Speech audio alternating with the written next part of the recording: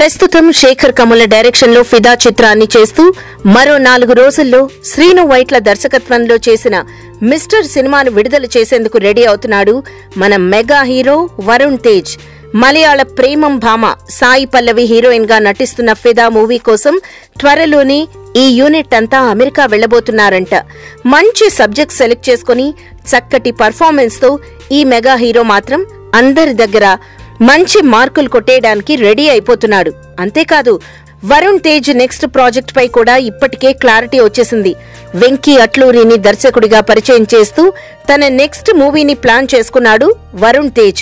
ఈ చిత్రం కోసం first rock star Devisri Prasad music అందిస్తాడని, వరుణ్ తేజ్ డిఎస్పీలు తొలిసారిగా వర్క్ చేస్తున్నారని, ఈ మూవీపై మంచి హైప్ కూడా క్రియేట్ అయింది. అయితే ఇప్పుడు డిఎస్పీ ప్లేస్ ని young sensation SS Thaman replace చేసినట్లు విశ్వసనీయ వర్గాలు తెలియచేశాయి.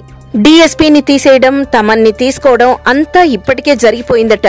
డిఎస్పీని రీప్లేస్ చేయడానికి గల కారణాలు ఏంటబ్బా అని ఆరా తీయగా ప్రస్తుతం దేవిశ్రీ ఫుల్ బిజీగా ఉండటం, ఇతర ప్రాజెక్టులు కొన్నిటి షెడ్యూల్ డిస్టర్బ్ కావడంతో వరుణ్ తేజ్ సినిమాకు వర్క్ చేసేందుకు టైం పట్టేలా ఉంది అన్నాడట.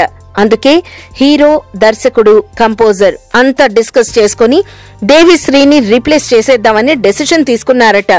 ఇప్పటికే మెగాస్టార్ 151వ మూవీకి మ్యూజిక్ ఇచ్చే ఛాన్స్ కొట్టేసిన తమన్ కి మరో మెగా హీరో మూవీ కూడా దక్కడం విశేషం. ఈ సంవత్సరం తమన్ కి బాగా కలిసొచ్చేలాగే కనిపిస్తోంది. దీంతో మ్యూజిక్ హిట్ అయితే మాత్రం తమన్ ని ఎవరూ పట్టుకోలేరేమో. All the best Thaman from TFC media.